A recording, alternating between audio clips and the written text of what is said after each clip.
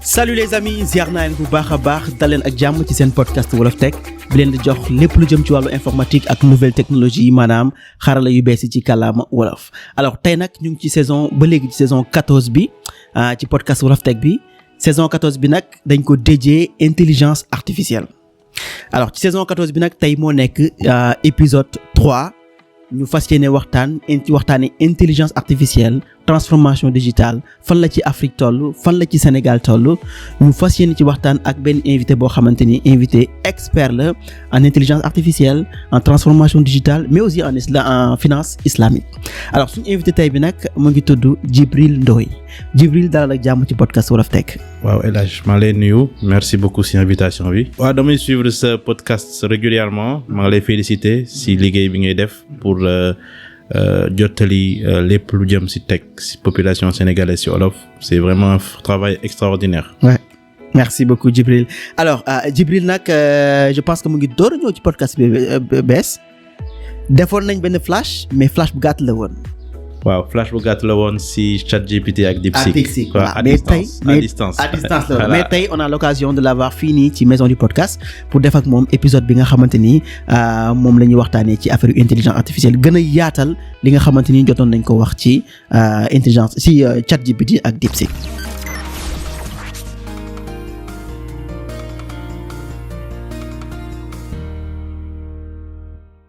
alors Djibril comme ni ma koy defee chaque jour ci podcast bi ku ñu invité rek dañ lay bàyyi déjà nga présenté wu wax ñu tuuti ci sa jaar-jaar pour que auditeurs yi nga xamante ñu ñuy déglu ñu mën a xam exactement kan moo fi nekk tey. waaw donc maa ngi nuyu auditeurs yi maa ngi tudd Djibril Ndoye maa ngi nekk consultant en transformation digitale ak léegi intelligence artificielle ak tamit am casquette sur la finance islamique. man maa ngi commencé sama carrière il y a à peu près quasiment 23 ans. ah ouais. oui j'ai commencé nag ci informatique la tàmbalee Sénégal laa màggee ba am fi bac. bi ma amee bac ma dem Europe def foofu cursus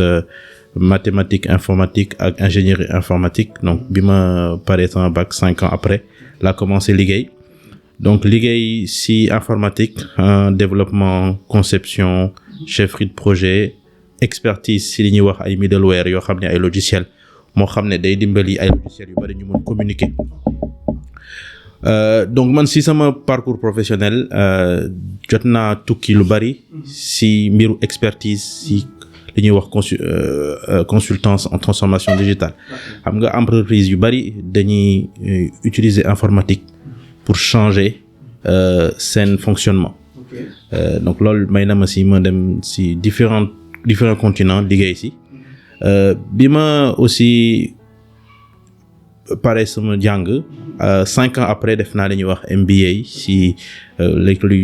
gérer entreprise yi naka lañ koy defee ak ma def tamit li ñuy wax master en civilisation musulmane boobu master boobu ñu ngi ko lancé en 2009 mooy premier master en Europe sur la civilisation musulmane xam nga université européenne yi am nañ ay master yu bari mais comme man dama defoon certificat en finance islamique bi ma paree sama diplôme ingénieur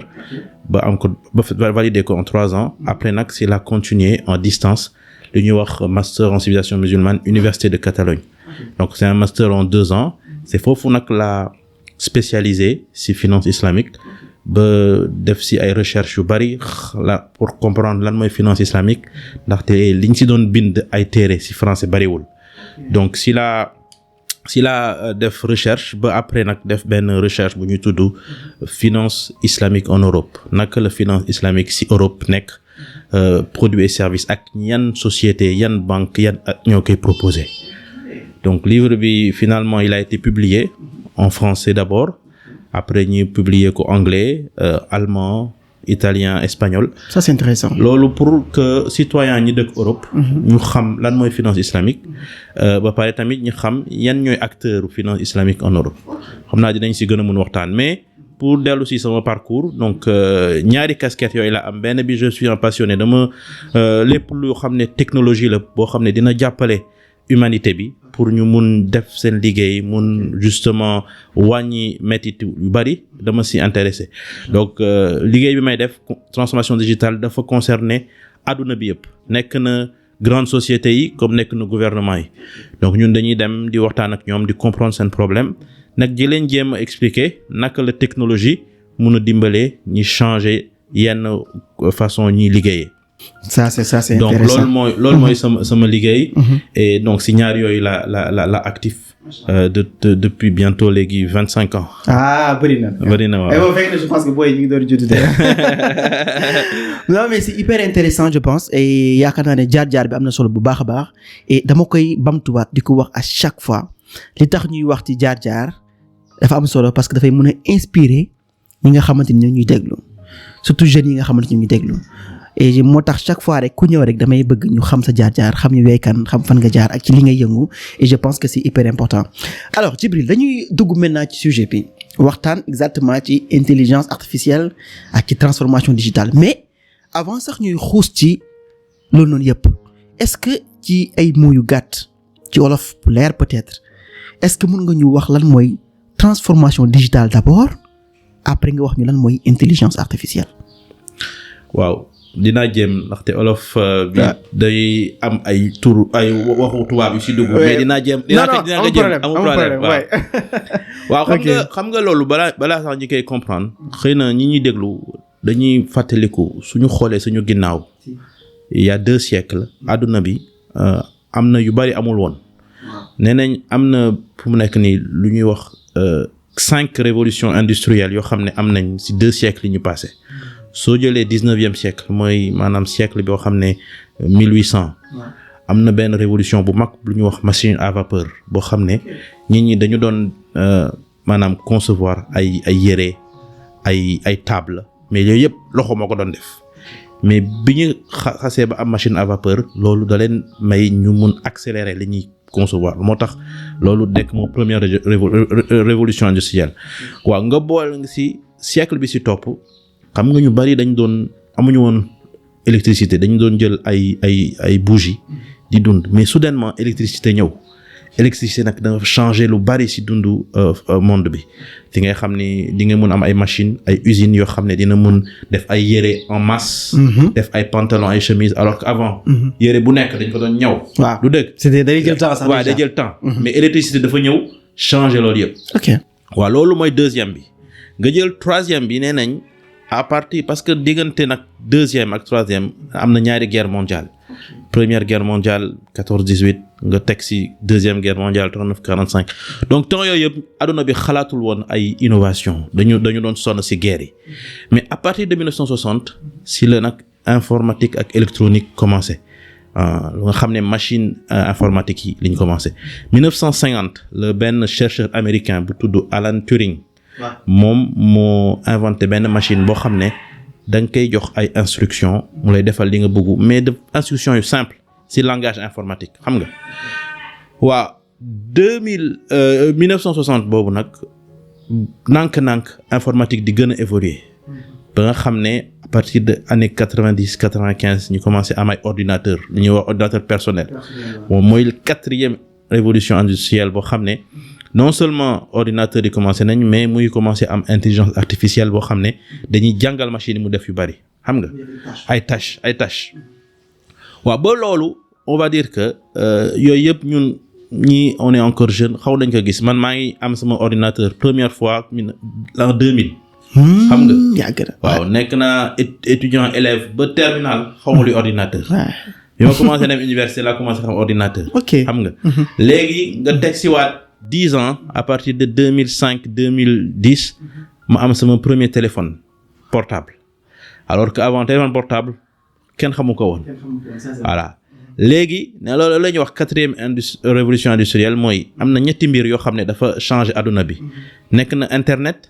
nekk na ordinateur yi nekk na téléphone yi ñett yooyu moo changer lu bari ci adduna bi léegi waaw parce que loolu c'est important ñu comprendre ko ndaxte àdduna évolution la xam nga ñun àdduna bi ñuy dund les choses évoluent dëkk bu nekk day xalaat surtout nag si dëkku Amérique ak Chine ñoom dañuy nekk di def ay recherche tout le temps sànq rek maa ngi doon déglu benn podcast ñuy expliquer que quantum computing li ñuy wax quantum computing ay machines yoo xam ne dafa nar a puissant ba nga xam ne am na ay calculs yoo xam ne actuellement ñu ngi koy def si ay minutes ay millième de seconde la ko nar a def ñooñu loolu ñu ngi si liggéey nii ba xam naa fii ak 5-10 ans quantum computing dina ñëw ba xam ne dinañ gis ay yu yéeme kon àdduna bi day évoluer en permanence mais suñu dellu see si sujet intelligence artificielle lu yàgg machines yi dañ leen doon jàngal ñu def ay lu ñuy wax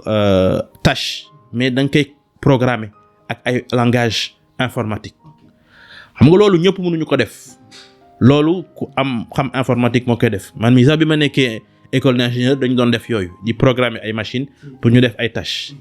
mais li nga xam ne nag moom la li ñuy woowe 5e révolution industrielle mooy depuis 2-3 ans li ñuy wax intelligence artificielle générative mooy boo xam ne machine bi dafay mun di comprendre li ngay wax ak li ngay bind li ngay wax ak li ngay bind machine bi da koy comprendre ba nga xam ne su ko comprendre nag du fa yam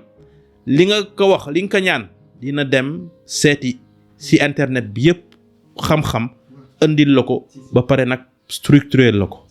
ne mooy IA générative nee nañ loolu nag mooy 5e révolution industrielle te boobu moo nar a changer lu bari si àdduna bi mais particulièrement ñun fii ñu nekk Afrique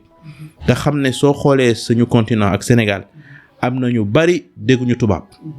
dégguñu anglais dégguñu espagnol ñooñu suñu jëfandikoo machine bi boo xam ne léegi dafa nar a dégg wolof dégg tukulóor pulaar dégg séeréer dégg joola xam ne musul dem effet naka laa nar a def mu tontu ko si olof bu set xam nga loolu révolution la révolution bu mag la parce que dina permettre li ñuy wax inclusion de toute la population sur la digitalisation donc man sama liggéey su may liggéey ak ay clients nekk na ay gouvernement wala ay entreprise ñoom dañuy jéem a comprendre naka la ñu mun améliorer seen processus yi ba nga xam ne li informatique di maye ci puissance dinañ ko mun utiliser pour mu may leen avantage si ñi ñuy liggéeyal wala mu jàppale citoyens yi. ok mais alors boo waxee processus c'est-à-dire ci entreprise yi nga fexe ba def de telle sorte que seen processus yi ñuy liggéey mu dëppook informatique wala ñu automatiser ko wala ñu digitaliser ko d'une manière générale la processus yooyu en général mooy lan exactement. waaw may jox benn exemple. comme ça ñun ñu comprendre xam nga même fii Sénégal loolu siiw na fi. sama benn mission bu ma def il y a peut-être une 20aine d'années benn opérateur télécom boo xam ne c'était les premières années boo xam ne dañuy am service boo xam ne mooy ringback tone mooy soo wootee nga dégg ay xasaayid wala nga dégg ay ñaan. waaw si xam nga ku nekk mun na activer loolu. si voilà ñii di su la wootee rek. balaa ngay répondre moom dina dégg ay xasaayid. dina mën a dégg ay xasaayid si. waaw loolu ñu bari dañ ko bëgg parce que dafa nekk lu neex. xam nga soo wootee rek nga activer. opérateur mobile boobu dañu engagé pour ñu jàppale ko pour mu déployer ko parce que loolu service bu bëgg ñu bari bëgg mais clients yi suñu doon activer service bi day jël 3 ba 4 jours donc da ngay jënd service bi ne man léegi man kii bi son bi laa bëgg ci sama téléphone mais xam nga yooyu yëpp dafay laaj nga coordonner ay services yu bari pour mu mun activer ko ci li ñu client bi ñun informatique boo xam ne day lay permettre lu doon exécuter en plusieurs jours nga automatiser ko ba léegi ay secondes lay jël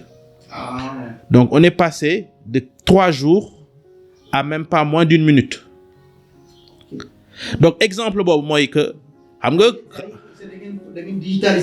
processus bi loo xam ne da doon exécuter la nuit parce que programme yi c'était des programmes lourds qui s'exécutent la nuit léegi ñun on a réussi ak programmation bi ñu def digitalisation bi ñu def ba nga xam ne léegi dootul soxla mu xaar ba guddi pour exécuter léegi si ça c'est lañuy jël la ñuy contacter différents services yi pour mu actif si li ñu voilà automatiser que voilà donc am na ay processus dafa nekk benn mot mooy boo xam ne loo xam ne ñu bari si nit yi war nañ si participer pour mu jeex day am début ba fin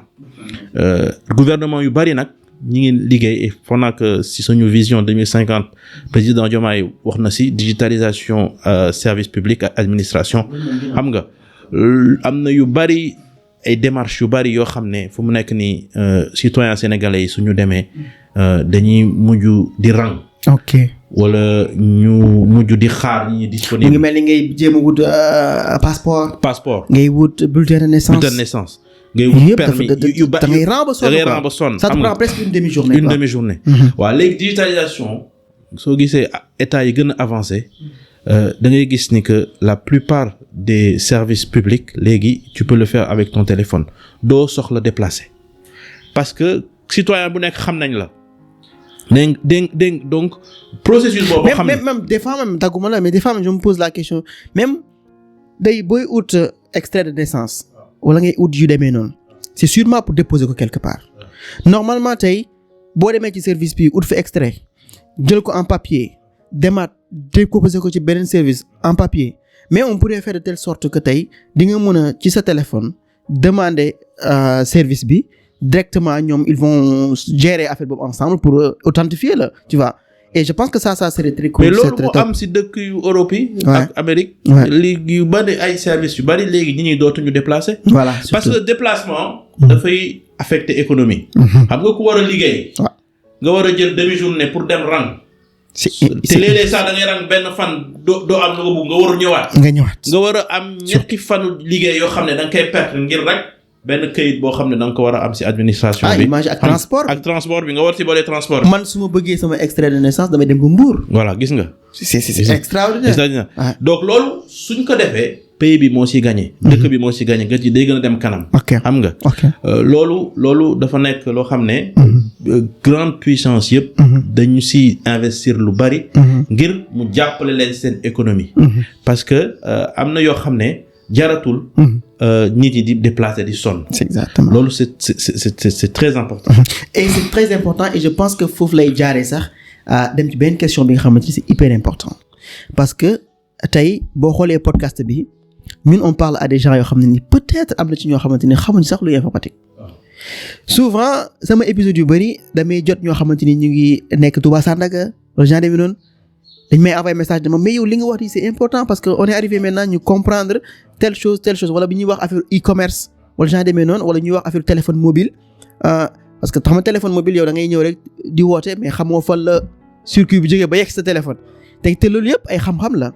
am nañu épisode yoo xam ne expliqué nañ ko donc du coup nit ñi dañuy ba nga expliquer de façon terre à terre nit ñi dañuy comprendre rapidement alors moo tax tey mu bëggoon tey ci intelligence artificielle bi est-ce que mën nga ñu jox exemple cas d'utilisation yoo xamante ni parce que c'est sûr que tey bëri na nit ñu téye seen téléphone yi di utiliser intelligence artificielle sans pourtant sax ñu xam ko est-ce que mën nga ñu jox ay cas d'utilisation yoo xamante ni tey ci intelligence artificielle nit ñi ñu ngi koy utiliser tous les jours que ñu xam ko que ñu bañ ko xam aussi. bien sûr kay moom bari na te loolu sujet bu mag la léegi xëy na man exemple bi may joxe moo gën a yomb comprendre parce que ñëpp xam nañ luy oto bi ñuy dawal ñëpp ñu ngi utiliser oto. waaw oto pour monter ko avant ñi ko doon monter da ngay am usine nga jël ay nit yu bari ñi rang ku nekk da ngay toog ci benn place rek nga siy monter soo ko monter oto bi avancé keneen ki ci topp mu def beneen pièce ba ñu def noonu ay centaines de personnes ñooy monter oto bi ku nekk rek da ngay lan da ngay dolli benn pièce. exactement bu oto bi mët. waaw mais loolu dafa métti ndaxte nit ki dina toog 9h ba 6h muy taxaw am ay pause même pas 30 minutes muy jël benn pièce di ko waaw japonais yi nag dañu ñëw ne lii war nañ mun boo xam ne machine mun na ko def si la ñu inventé ay robot boo xam ne machine la voilà. mais loolu mooy intelligence artificielle c'est-à-dire que robot boobu moom du nit mais dañ koy jàngal li nit di def mu def ko. mais intelligence artificielle yàgg na fi c'est-à-dire que loolu exemple boobu rek mooy wan ni que avant nee nañ si chaîne de production auto yi 80% ay nit ñoo ko doon monter léegi 30 ans après 80% ay robots surtout soo demee Japon ñoom c'est plus avancé mais quasiment tous les grands producteurs ñoo xam ne ñooy defar oto yi nekk na Peugeot nekk na Honda nekk na ay nit yu bari xaalis la robots yi c'est moins cher xam nga donc boobu exemple la waa léegi ñi jël beneen mbir boo xam ne moom mbir bu important la mooy wér. xam nga nit ki dañuy xool ci àdduna bi am na ay feebar yoo xam ne mara day taanet dina sonal doomu aadama lu bari mooy cancer xam nga voilà cancer dafa nekk feebar boo xam ne lu mu gën a teel détecté ko rek nu mu gën a gaaw ñu mën ko faj léegi soo par exemple nit ki amee ay symptômes mu feebar sonn dem ci docteur avant docteur bi day ñëw ne ko il faut ñu def rajo su ñu defee rajo léegi ñu xool rajo bi docteur bi nag moom xam-xamam xëy na gis na ay patients yu amoon cancer mu ne xëy na de lii dafa mel ni cancer mais il faut me confirmer donc avant docteurs yi ñoo doon analyser mais léegi ndegam léegi dem nañ ba nga xam ne am nañ ay millions rajo yoo xam ne am na ñu amoon cancer ba ñu faj leen ak tamit ñu amoon cancer te mënuñu leen faj léegi xam-xam boobu yëpp boo xam ne ay millions doomu aadama nit yu dundoon fii ak par exemple 50 ans machine bi moom léegi dina ñëw xool rajo yu ñooñu ñëpp. yi ñu defoon yu yàgg yëpp ok mu jël rajo patient bi mu comparer yëpp mu ne kii de lii am na ko amoon kii de cancer la te boobu moo gën a performant parce que moom xam-xam bi mu am. ci millions yooyu. docteur bi amu ko xam nga docteur bi moom da nga koy jox peut-être yàgg na am na expérience. il faut que mu def 10 ans 15 ans d'expérience 15 ans. alors que c'est sûr que intelligence artificielle bi boo ko joxee ay affaires yu bëri. voilà en une journée 2 jours mu jàng affaire yu bëri. voilà après loolu mooy doole intelligence artificielle c'est que xam-xam bi ñu jot a dajale 50 ans yi passé wala 40 ans yi passé internet bi mu amee ba léegi yooyu yëpp lañ koy jox. di ko jàngal ne ko nag lii xam-xam bi moom ngay utiliser pour nga mun ñu jox réponse bu gën a gaaw xam nga te xam nga loolu nag day avancer àdduna ndaxte nit ki dinañ gën a mun fecc nit ñi loolu dama la jox exemple cancer mais li si am tamit diabète benn la am na ay maladies yoo xam ne tamit avant mënuñu ko woon fecc ndaxte nit ñi doon nañu woon teel a xam mais léegi très rapidement intelligence artificielle dina mun xool comparer résultat wu patient bi ak li mu amoon ay millions mu ñëw jox la diagnostic. donc loolu avancé bu mag la ci médecine la avancé bu mag la ci médecine non avancé bu mag la et je pense que même aussi si suñu téléphone yi des fois dañuy utiliser ay Siri tu vois mooy kii vocal yooyu noonu pour mun ko wax ay affaire ne ko Siri wool ma diw mu woote la je pense que loolu yëpp intelligence artificielle la. waaw loolu moom de toute façon mi ngi évolué depuis bientôt 10 ans par exemple soo xoolee am na ay li ñuy wax assistant domotique yoo xam ne am na ay nit yoo xam ne seen kër dañuy am benn machine boo xam ne dañuy wax ak moom loolu tax ma ne li tax intelligence artificielle dafa gën a avancer mooy le fait mu comprendre li nit di wax parce que soo xoolee intelligence artificielle am na ay domaines yu bari mais soo demee ba nga xam ne machine day dégg wolof dégg séeréer xam nga loolu yéeme ne ça change beaucoup de choses day changer donc su ko déggee nag après moom dina mun jël xam-xam bu mu am pour mu wuyuwaat la. macha allah mais je pense que tey li affaire yooyu noonu yëpp am na solo goo xamante ni te ñuy wax ay intelligence artificielle ñu ngi wax ChatGPT comme la dernière fois waxtaan nañ ci DeepSeek beneen genre ChatGPT bu génn bees mais tey Sénégal. tamit dégg naa ñu ngi wax je pense que sax suba la ñu war a lancer New Deal technologie bi ñu wax Sénégal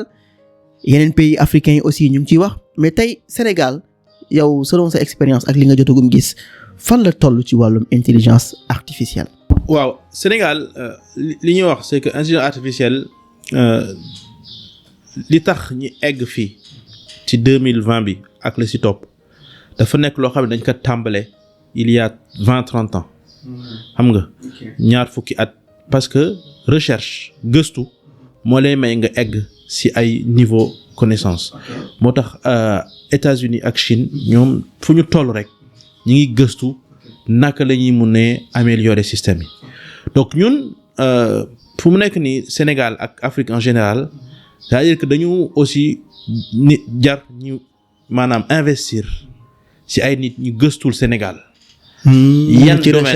yan domaine moo gën a urgent pour ñu mën appliquer ci intelligence artificielle te ñi bañ xaar ñeneen ñi di ko defal di ñu ko defal parce que dañu am suñu réalité Sénégal lu mu soxla nekkul li Europe soxla nekkul li benn soxla donc loolu première chose la donc investir déjà ci recherche am ay talent yoo xam ne dañu nekk fi Sénégal di xalaatal dëkk bi yan domaine ci dëkk bi la ñu mën utiliser ak technologie yi am te du coûteux parce que am na ay mbir yoo xam ne mën nañ ko def mu gaaw ak am na ay mbir yoo xam ne suñ ko bëggee def day téye temps loolu première chose la deuxième mooy pour mun am justement chercheur loolu mooy ñu ëpp xam-xam ci dëkk bi dañ leen war a fidéliser pour ñu mun xalaatal mais aussi nee nañ études yi bfna.org benn organisme boo xam ne day def projection ci Afrique nee nañ Afrique subsaharienne dina soxla fii ak 2030 lu day ni 230 millions spécialistes numériques 230 millions pour pouvoir maintenir un niveau bu baax ci seen économie donc ñoo xam nañ luy intelligence artificielle ñoo xam nañ luy cybersécurité ñoo xam nañ luy e-commerce xam nga yooyu yëpp ay xam-xam la yoo xam ne léegi soo ko amulee rek da ngay tardé lu bari te si boobaa sax xam-xam yooyu je pense que ñoom ñoo man je me dis que sax xam-xam yooyu ak affaire yu bari yooyu noonu ñoo jiitu sax intelligence artificielle. Voilà. Parce que tey après intelligence artificielle day ñëw par exemple tom am na benn sujet boo xamante ni c'est hyper intéressant maa ngi koy déglu keroog ci France 24 la je sais pas benn télé mais il disait que tey Afrique wala suñ pays yi nii amaguñ données yu bari. Voilà. te pourtant modèle yi nga xamante ni moom la nit ñi di utiliser tey muy ChatGPT dañ ko entraîner ci ay données yoo xamante ni peut-être du ay données africains mais ay données yeneen dëkk la donc tey jii ñun am na benn xam-xam bu bari boo xam ne war nañ ko am pour mën a travailler à ce que ñun suñ données yi présent sur internet présent sur ñu numériser ko tu vois et je pense que c'est hyper important. loolu c'est un aspect. mooy que xam-xam boo xam ne africains yi ñoo koy créer pour africains yi doyul. te pourtant soo xoolee adduna bi mi ngi avancé ñi ngi nekk 1,3 milliard Afrique nii ci 2025 bi nga dem 2050 démographie ne nañ Afrique dina nekk 2 milliards habitants mooy na nekk continent bi ëpp nit ci kaw suuf donc ça veut dire que africains yi nekk na étudiants yi nekk na chercheurs yi nekk na médecins yi nekk na professeurs yi nekk na artistes yi ñoom ñëpp war nañ ci internet bi di créer contenu productif pour africains yi nekk na tamit histoire u Afrique suñu conte yi yi suñu wonoon maam di nettali xam nga yooyu mais yooyu nekkul ci internet bi li ci gën a bari xam nga moo tax nag intelligence artificielle li tax ñi koy wax artificielle mooy que moom du jàng dara ci du dul neen il faut nga jàngal ko donc soo buggee mu mun xam Afrique il faut que africains yi ñu jug di créer contenu boo xam ne. comme ni nga koy defee ci voilà comme ni nga koy defee ci podcast exactement. xam nga loolu c'est très important. Créer contenu boo xam ne c'est propre à la parce que li ñuy wax c'est que même entreprise yi nga xam ne dañuy créer ay modèles intelligence artificielle ñoom dañuy def ba nga xam ne ñiy créer ay modèles yi du nekk rek ay tubaab. dañuy jéem a sélectionner si ñi créer dina am chinois dina am. Africain pour limiter li ñuy wax le biais diversité parce que nit ki lu mu munti mel su fekkee ni moom mooy créer ay contenu wala modèle il est influencé par son parcours xam nga français su defee modèle moom France la gën a xam leneen voilà mais nag léegi nag africain bi Sénégal bi moom tamit xam na culture am donc ñooyu yëpp suñ ko boolee mooy def ba nga xam ne modèles yi ils vont être beaucoup plus diversifiés te loolu tamit c'est un mais bi ma bëggoon dellu si mooy yaa ngi may laaj naka la Sénégal war a def pour pouvoir justement jëriñu si intelligence artificielle ak le New Deal bi président Diomaye Faye annoncé xam naa ni que li si gën a am solo mooy ñu préparer jeunes yi pour ñu def ay éducation xam naa dinañ si waxtaan mais ñun 3 jours yi ñu pare ñi ngi nekkoon Mbour ak Dakar pour sensibiliser jeunes yi lan mooy intelligence artificielle ak yan carrière la ñu mun def ak yan métier moo nar a am na ay métiers yu bees yu nar a am yoo xam ne fii 5-10 ans ay métiers yu bees parce que modèle yooyu yëpp intelligence boobu yëpp bi ñuy inventé il faut que mu am ñu jàngal machine yi donc filières yi déjà programme yi parce que je pense que président bi aussi Diomaye Faye nee na léegi il faut ñu repenser programme dans les lycées dans les collèges dans le primaire donc war nañ si programme yi incorporé li nga xam ne yeneen dëkk yëpp ñu ngi koy def mooy naka la jeunes yi di nekk familiarisé ba nga xam ne donc suba dinañ mun am ay spécialistes yu bari et puis même intelligence artificielle nekkul rek liggéeyu informaticien léegi dafa dem ba nga xam ne dafa nekk technologie boo xam ne d'intérêt général boo xam ne quelle que soit la filière boo xam ne da nga nar a def université nekk na médecine nekk na droit nekk na mathématique nekk na biologie nekk na géologie filière boo jàng am na partie boo xam ne intelligence artificielle dina la si jàppale donc il faut que ñuy généraliser prise de conscience boo xam ne am na ay mbir yoo xam ne si suñu jàng ak suñu liggéey ak si dëkk bi intelligence artificielle dina si jàppale te loolu je pense que président bi ministre bi ak tous les gouvernants war nañ si bàyyi xel ndaxte soo xoolee àdduna mi président Trump ça fait 1 mois léegi mu nekk pouvoir dafa ne léegi 500 milliards lay investir si intelligence artificielle semaine dernière ñu ngi woon Paris président Macron nee na man 109 milliards lay investir si intelligence artificielle. waaye léegi naka la ñuy xalaatee Afrique. ñu mun am ay investissement. ak tamit formation. parce que ñaari ñoo bokk. xam nga. voilà man question boobu jaaxal na ma trop parce que en fait su ma gisee puissance yu mag yi su mel ni États-Unis Chine sax wala Europe di def ay levée de fonds pas levée de fonds mais di annoncer ay montants ñu war a investir ci intelligence artificielle tey ñun fii nii en Afrique amuñu xaalis on n'a pas beaucoup d'argent mais je pense que tey avec DeepSeek montré nañu peut-être que ne affaire bi nekkul affaire de xaalis kese tu vois mais tey bu fekkee ne affaire de montant kese la xaalis la ñun Afrique on n'a pas beaucoup de moyens pour mën a lever am ay fonds yu bari pour mën a créer suñ propre modèle entraîner leen et souvent day indi beneen question boo xamante ni sax je pense que ba ñuy def flash bi waxoon nañ ci mooy tey opportunité bi Afrique am ak Sénégal pour mën a bokk ci mouvement bi du rek ñëw peut-être def ay modèles yu bees parce que ça coûte excessivement cher du rek peut-être ñëw créer innovation mais tey boo xoolee Europe wala États-Unis tey ñu ngi demander ay espace yoo xamante ni mën nañ ko utiliser pour mën a seen data center yi pour seen puissance de calcul yi tey Afrique boo xoolee naaj bi bari na fii am nañ espace am nañ tout mais daf may indilaat aussi beneen question boo xamante ni bari ki dee affaire économie d'énergie tey Sénégal naka lañ mën a def ba mën a économiser énergie pour mën koo déployer ci yenn affaire alors après je me suis dit mais tey bu ñu waxee intelligence artificielle gars yi bu ñu ñëwee tey profiter suñu énergie bi encore tout en sachant que intelligence artificielle day jël énergie bu bari alors ñun est-ce que dinañ mën a def économie d'énergie aussi tu vois alors yooyu ce sont des questions yoo xam ne je me suis posé tu vois pour jéem a comprendre tey d'une manière un peu plus globale li nga xamante ni moom moo mën a xew mais toujours dañuy xool ba léegi tamit Sénégal à part financement wala Afrique à part xaalis bi naka lañ mën a def ba bokk ci intelligence artificielle bi. waaw man li may wax mooy déjà ñun dañu war a xalaatal suñu jeunes yi askan bi naka la ñuy créer ay.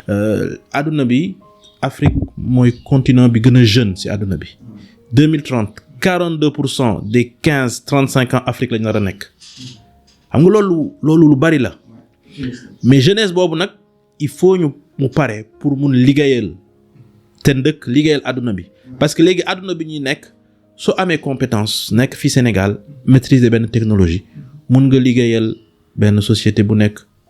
Europe Amérique Asie loolu compétence yooyu la ñu war a développer c'est-à-dire que ba nga xam ne jeunes yi dinañ mun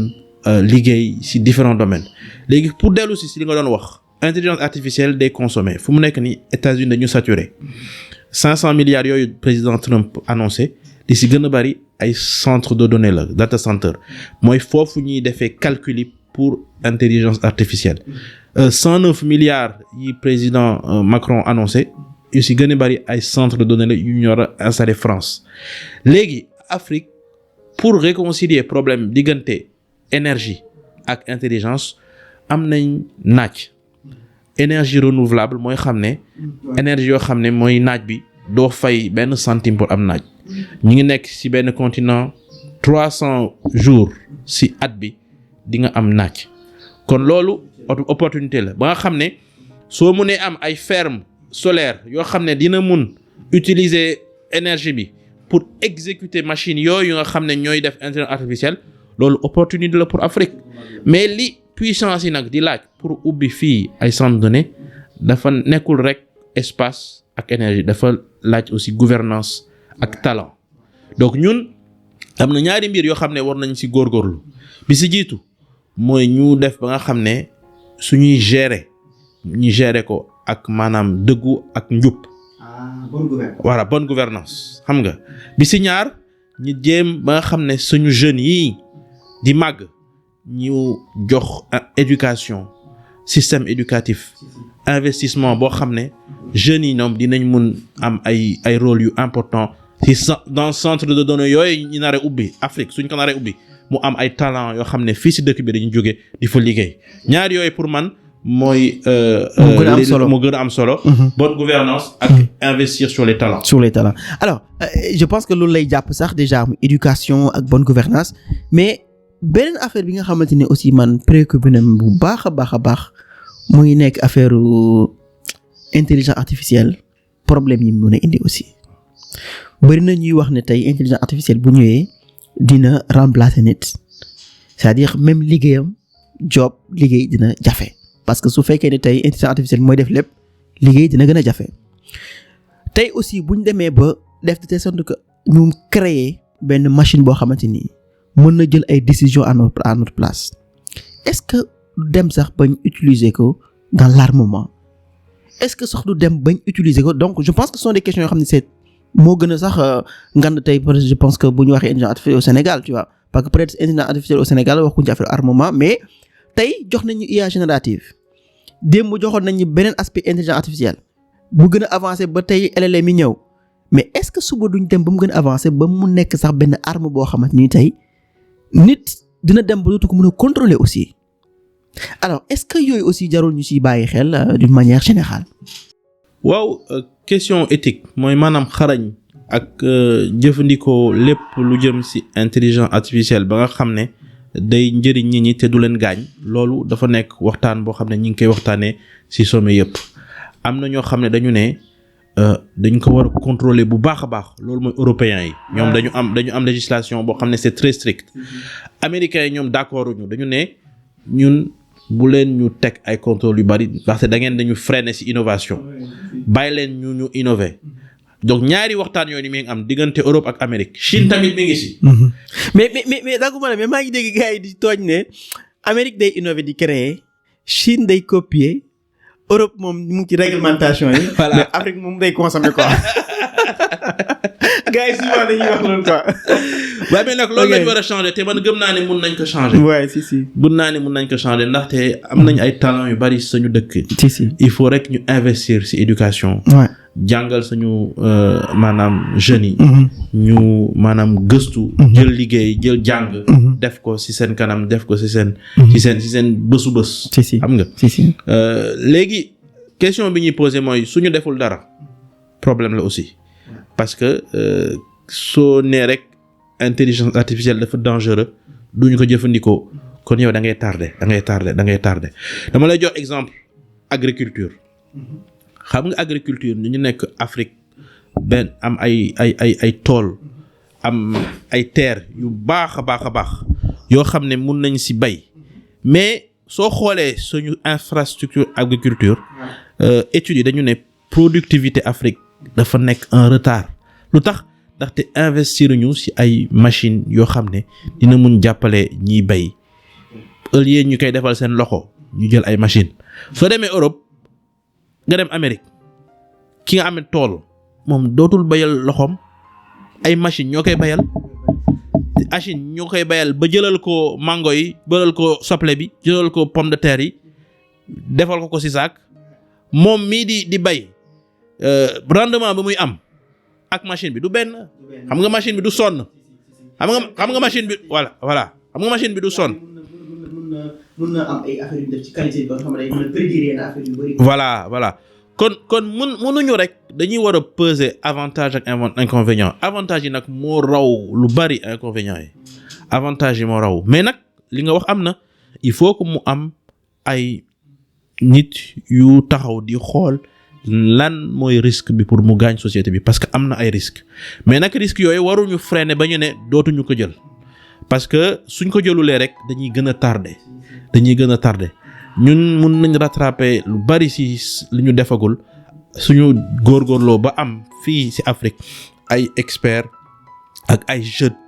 te gis naa man ci ñetti fan yi ñu passé ci formation IA motivation dama ci kontaan parce que gis naa jeunes africains yi soo leen di wax sujet yi dañuy motiver mais léegi nag des na nguur bi mu investir jàppale jeunes yi jàppale lycée yi jàppale université yi ba nga xam ne formation yoo xam ne dina dimbali dëkk bi dina am ba nga xam ne derrière dinañ mun générer ay nouveaux emplois. si alors je pense que sax ci li nga wax noonu muy formation ba mun a générer ay emplois ci lay rebondir sax par rapport ak événement bi ñu doon def fan yi et je pense que yaa ngi foon comme di former ay élèves terminale je pense. waaw. alors tey est-ce que mën nga ñu expliquer tey formation boobu c'était dans quel cadre ngeen defar formation boobu ak ban retour nga am par rapport ak expérience boobu noonu. bon formation bi man maa ko initié ak yeneen ñaari ONG yoo xam ne dañu bàyyi ko Europe ak benn bi mi ngi tudd 10 000 codeurs ñoom ça fait 5 ans ñoom dañu nekk benn association bu yëngatu ci jàngal jeunes africains yi métier du numérique. voilà ñoom tabarakallah ñi ngi vraiment góorgóorlu ci mbiru jàngal jeunes yi di leen jàppale li ñuy wax un emploi en 3 étapes dañ leen di sensibiliser ci technologie numérique ensuite ñu jéem leen financer formation boo xam ne dina leen dimbali ñu mun maîtriser benn technologie et ensuite ñu dimbali leen ci insertion wutal leen liggéey. ok maa ngi ziar sax Biangu. Douglas Biandu voilà maa ngi koy ziar bu baax a baax. aussi donc moom macha allah man kontaan naa trop ci liggéey bi muy def. man ak entreprise bi muy liggéeyee. ok dañuy collaborer ak ñoom. def nañ ay webinaires yu bari en ligne. jot nañ dem même Cameroun aussi former essayer de faire quelque chose de plus grand. ok boo xam ne. dañu sélectionné ñaari lycée am na beneen association tamit bu tudd Bokk Booloo boo xam ne association boo xam ne espagnol la mais day ñëw fii régulièrement pour rénover ay école ak ay lycée dañuy choisir benn wala ñaari école ñëw fii pendant l'été ak ay européens ñu passer 2 semaines rénover salle de classe yi jox leen ay infrastructures donc c'est des associations à but non lucratif yoo xam ne ils ont des valeurs très profondes yoo xam ne dañu bëgg jàppale jeunes Afrique yi pour ñu mun gën a jàng dans les meilleures conditions pour mun am liggéey donc ñun si lañ xalaat ma ne leen de toute façon formation intelligence artificielle bareegul léegi nañu def pilote jël ñaari lycée après si Mbour ak ñu ñëw Dakar aussi invité ay étudiants ak ay entrepreneurs ak ay professionnels donc 2 premiers jours yi ñaari lycée la donc lycée bi ngi woon groupe éducation plus Mbour ak bi si ñaar mooy lycée Lamine Dabo bi nekk Mbour lycée bu mag a mag donc proviseur daf ñu ne man dama bëggoon am naa 1700 élèves su ma sañoon ñoom ñëpp ñooy ñëw seen formation mais mënuma awma place léegi dama sélectionner 60 élèves ci classe yi ci terminale yi ak 10 professeurs voilà donc ça s'est très bien passé jeunes ils étaient très contents très motivés, très engagés. On a passé 2 jours à Mbour et puis jeudi on était à Dakar tamit beaucoup de professionnels avec beaucoup de questionnements sur naka la IA di changer seen liggéey parce que IA mi ngi changer liggéey yu bari nekk na li ma la koy wax ci informatique déjà mun nga accélérer développement informatique très rapidement ñun ci loolu la ñuy liggéey Pegasystem sama société bi muy liggéey voilà foofu la nekk ñoom dañuy def logiciel d'automatisation de processus boo xam ne processus complexe yoo xam ne dafay laaj ay nit yu bari wala nekk papier dañ koy mën modéliser léegi ak IA générative mun nga wax li nga bëgg ci processus mu générer l'application bi automatiquement ni ngay entrer ci chaque chat GPT li nga bëgg question bi léegi ak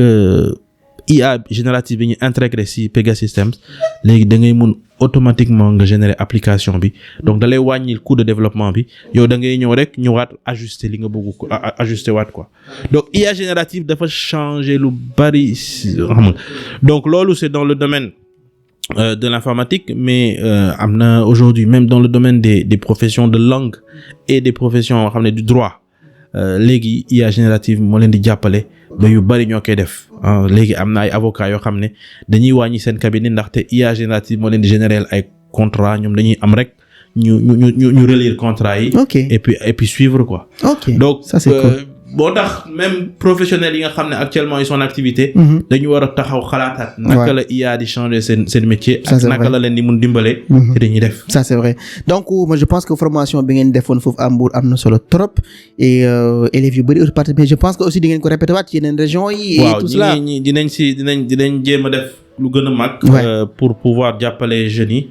déjà ni ñu def ren c'est un grand succès. ok léegi dinañ xoolaat naka lañ koy mën répliquer. macha allah alors. xam nga man comme man ma soob bi ma waxee ne ma da ngay def finance islamique aussi sama xel dafa daj ma ne laaj la exactement parce que man je comprenais pas finance islamique mooy lan est-ce que mën nga ñu expliquer rapidement la mooy finance islamique après am naa beneen question ci intelligence artificielle ak finance islamique après. D'accord. ouais. waaw en fait bon xam nga finance islamique dañ ko wax c'est historiquement finance boo xam ne dañ ko jël ci enseignement wu islam. moo tax ñuy wax finance islamique mais pour éviter que nit ñi foog ni que lii finance pour ñoo xam ne dañuy topp islam rek léegi dañ koy woowee finance éthique wala finance participative ba nga xam ne dafa nekk modèle pour société pour que nga financer sa économie te doo jaar ci intérêt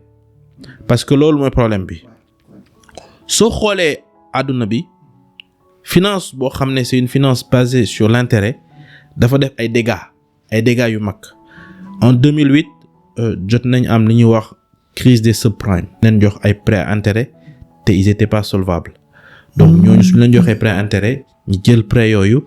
jël ko def ko ci ay assurance pour ne kii su fayulee keneen mooy fay keneen kooku tamit su ñëwee mu jël ko après ñu dem def ko ay produits ci marché financier ba bés loolu yëpp moom finalement comme ñu fay ñu bari fayuñu mu mujj nekk benn crise boursière bu mag a mag ba ñun fii Sénégal yëg nañ ko mooy crise aussi des marchés financiers loolu crise des subprimes mooy crise boobu mais loolu dalay wan ni que lii finance éthique di wax mooy que société bi dafa war a financer économie am ak participation ñaari partie dama lay jox exemple nit ki nekk na cadre bu jënd këram su bëggee jënd kër day dem ci banque ne ko man dama lay lebal xaalis boobu nag da nga ma koy rembourser ak intérêt c'est-à-dire que su ma la joxee 100 millions man di nga ma rembourser ak 5% intérêt muy 150 millions exemple rek lay joxe mais intérêt boobu la l'islam ne loolu nanguwu ko ndaxte temps bi nga koy jox rek justifié wul nga doole ci xaalis parce que su fekkee ni moom suba mënul rembourser da nga koy doolil ay agio loolu la banque yi di fonctionner mais finance islamique éthique participative nee na léegi dañuy associer loolu tax banque islamique du Sénégal loolu lay def yow par exemple nga bëgg ñëw jënd këru 100 millions du dëgg soo bëggee jënd këru 100 millions banque islamique du Sénégal dañ ne léegi man damay jënd kër gi. banque bi mooy jënd kër gi. waaw ok su jëndee kër gi ba moom. léegi xam nga moom déjà jël na risque parce que débloqué na ay fonds fay na ay frais léegi kër gi xam nga moom moo ko moom xam nga loolu léegi jaay la xam nga amul loolu dootu prêt intérêt mu nekk léegi nag jënd naa ko léegi maa la koy jaayee 150 millions. léegi 150 millions yooyu nag. ok da nga ma koy rembourser ci 20 ans. su fekkee ni problème am na du yokku su fekkee ni problème am na lu ñuy def mooy dañuy déggoo soit su fekkee ni mënatoo fay ñu d'accord ñu jaay kër gi ma jëlaat sama xaalis soit su fekkee ni da nga bëgg temps ñu joxaat la 3 mois pour nga amaat sa liggéey continuer mais éthique boobu la finance éthique islamique xam nga parce que société il faut que mu basé ci ay règles yoo xam ne kenn du perte su amee ay transactions parce que loolu mooy base transaction jënd jaay loolu mooy def économie société il faut mu jàng ci affaire kii day jënd jaayaat kii jënd jaayaat voilà loolu la dëkk bi di avancer soo xoolee soo wala balance commerciale dëkk mooy nit ki dëkk bu nekk dañuy xool li muy jënd ak li muy jaay fu mu toll loolu mooy def Sénégal suba mu muñ am ay avantages li ñuy jaay moo ëpp li ñuy jënd xam nga mais nag soo xoolee société su fekkee ni si diggante jënd ak jaay dafa am ay injustice. waaw teguñ ko ci yoon. teguñu ko si yoon. si kon loolu société bi day yàqu. parce que dina am ñoo xamante ni dañ leen di marginaliser ba ëpp dañuy def ci suuf rek la ñuy des. ci suuf la ñuy des. parce que moo tax benn jour sama papa dafa wax ne ma bon maa ngi tooñaale enseignants yi sax quoi. mu ne ma d'habitude enseignants yi ci ay péré la ñuy dëkk ak ay avance sur salaire. waaw di nga dem ba lekk sa àdduna te sa liggéey pareegul. gis nga lekk sa salaire yëpp quoi. voilà donc du coup des fois moo tax système bancaire yi fi nekk nii. traditionnel yi. mais loolu dogguma la mais li ma bëggoon wax mooy que xam nga économie day marché ak aussi ay entrepreneurs yoo xam ne dañuy ubbi ay nouvelle entreprise nit ki par exemple su amee benn projet mu bëgg ubbi entreprise am au lieu mu dem ci banque di def prêt intérêt su par exemple moom entreprise am marché wul prêt bi daf ko war a fay quand même te xëy na dina diis ci moom koo xam ne dafa bëgg def projet mu bëgg def commerce bu mag a mag banque bi jox ko xaalis léegi mu def ko ci mais commerce bi fayit lu muy dem dafa nar a non seulement nekk fayit mais ameel banque bi xaalis bu bari naka lay def bu jug. Islam dafa ne loolu du yoon nee nañ léegi banque bi su fekkee ni dafa bëgg ànd ak yow ci projet bi. da ngeen di associé. ok moom mu indi capital. yow nga indi expertise. ah ouais léegi nag banque bi dina la ne. suñu demee. ba sa commerce jaar yoon. ba mu réussir. léegi man bénéfice bi maa jël 60% yow nga jël 40%. xam nga su fekkee ni nag dafa échoué. man ma perte nga perte. ñi séddoo perte bi. su fekkee dafa gagné. ñu séddoo gañ bi. loolu la société éthique di promouvoir mooy que ku nekk rek. yow da ngay jël risque. ok waaye nekkul rek dama lay jox xaalis. soo réussir nga fay ma soo réussir nga fay ma. ok ça c'est injuste. c'est injuste quoi. c'est injuste donc am na ay produits financiers yu bari yoo xam ne ci finance islamique la am. donc loolu moo daal te loolu yëpp nag loo xam ne dañ ko jëlee feneen loolu rek mooy li ñun dëkk jullit lañ. l'islam loolu la santaane. nekkul loo xam ne dañ ko inventé quoi. exactement non mais ça c'est hyper important dama sopp moo tax ma bëggoon a xam exactement comment ça marche mais aussi bëggoon naa laaj tey intelligence artificielle naka loo ko banque yi gisee est-ce que intégré nañ ko dans leurs activités wala am na yu ñu ciy xaar wala lan la mën a jëriñ secteur bancaire bi quoi intelligence artificielle rapidement. waaw de toute façon fu mu nekk nii banque yu bari ak industrie yu bari ñi ngi jéem a essayer intelligence artificielle di xool naka la leen mën a jëriñee li ci gën a bari banques yi ñoom suñuy def ay prêts que ce soit des banques éthiques wala des banques conventionnelles. ñoom dañuy xool client bi est-ce que wóor na. est-ce que kii mun naa ko lebal. ok xam nga. léegi client bi nag pour nga mun ko lebal da ngay jël ay bulletin de PM ak aussi tamit nga jël ay relevé bancaire am xool moom naka lay dépenser parce que xam na am na ñoo xam ne tamit dañuy dépenser lu bari di am ay bor xam nga te loolu yëpp di nga gis ci sa compte bancaire. donc intelligence artificielle moom mun na analyser données yooyu yëpp ñëw ne banque bi kii wóor na ndaxte noonu dafa am discipline si ni muy gérer. kii moom soo ko joxee xaalis moom du baax wóorul te loolu lépp machine bi parce que machine bi moom données yi mun na ko analyser defal la si benn conclusion. ok loolu mooy en cas d'usage dans le monde bancaire dans le monde bancaire non mais c'est hyper important et je pense que am na solo bu baax a baax alors comme li olof Ndiaye di wax li duuf ñu mag bi xajul ci cin bi presque léegi ñu ngi ci fin épisode bi ban conseil nga bëgg jox tey toute la jeunesse sénégalaise ak aussi suñu gouvernement yi. waaw conseil bi may joxe mooy bi Nelson Mandela doon wax le meilleur moyen de changer le monde c'est l'éducation naka la ñu mun soppi suñu askan mooy ñu jàngal suñu ndaw li may leen bëggu jàng bëggu liggéey ak bëggu jub ci lépp lu ñuy def xam nga man pour man yooyu moo ñuy dimbali ñun ñu mun avancer gouvernants yi maa leen di ñaan ñu jël éducation teg ko fu gën a kawe ci seen budget def ni école yi am lu ñu soxla benn école dootul chômer di am ay grève parce que loolu tant que ñi ngi koy am rek suñu dëkk bi day sonn suñu ndaw yi dañuy sonn donc man li may wax mooy que éducation mooy budget bi gën a mag li ñu war a am ci société bi nga teg ci loolu tamit jeunes yi ci boppam ma leen di woo ñi gën a jàng curieux ndaxte léegi loo bëgg xam rek mun nga ko am ci internet bi même su la sa professeur jàngalul sax yow mun nga jàngal sa bopp xam nga mun nga jàngal sa bopp ci internet bi ñi wàññi TikTok yi ñi wàññi Facebook yi ñi wàññi Instagram yi ñi wàññi divertissement bi yokk maanaam cours en ligne yi yokk cours à distance yi ñu leen di suivre di leen jàppale ci seen éducation ba ñu suba ñu mun yëkkati dëkk bi nekk ay citoyens sénégalais yoo xam ne ils sont productifs. dimbali suñu dëkk. conseil boobu daal laa bëggoon donner la. macha allah non c'est hyper important et je pense que man maa lay remercier bu baax a baax déjà ci li nga ñëw accepter invitation bi ci podcast Wolof Tech bi jotoon nañ def benn flash déjà di waxtaan ci DeepSeek ak ChatGPT mais tey je pense que gën nañ yaatal gën nañ waxtaan ci intelligence artificielle ak expert bi nga xamante ni moom mooy Djibril Ndoye alors Djibril lan moo nekk sa mot de la fin. mot de la fin mooy que li projection yi di wax mooy que fii ak 2030 5 ans rek la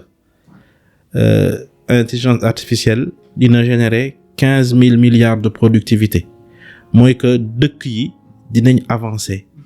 entre 15 ak 40% si seen productivité c'est-à-dire li seen liggéey dina gën a avancer kon loolu du neen soo gisee Amérique France Chine ñiy def xaalis bari ci loolu c'est que ñun tamit Afrique war nañ bàyyi xel ci investir yoo xam ne dinañu dimbali te tamit laaj na que gouvernement africain yi ñu jàppante pour définir benn stratégie boo xam ne dina dimbali africains yi ci intelligence artificielle nekkul ni rek dëkk bu nekk mooy xool côté am mais àdduna bi yëpp ay bloc la Chine mi ngi fi États-Unis mi ngi fi Union européenne mi ngi fi donc Union africaine war nañ dem pour gën a sori pour jéem a jàppante pour définir loo xam ne dina dimbali 2 milliards africains yi nar a nekk 2050. ça c'est hyper franchement je pense que ce mot de la fin bi am na solo trop et ñun aussi on était très contents ñu accueillir Djibril Ndoye ci podcast Wolof Tech bi di leen jox dig daje inchallah ci beneen semaine benn week-end ci podcast Wolof Tech mais aussi bu leen fàtte ne mën ngeen abonné wu sur Spotify aussi sur suñu site internet mu ngi tudd www.woloftech.sn pour mën a déglu épisode yi nga xamante yëpp ñu ngi koy def ci podcast bi merci beaucoup Djibril. merci beaucoup El Hadj. Merci beaucoup ci invitation bi. merci beaucoup allez ciao.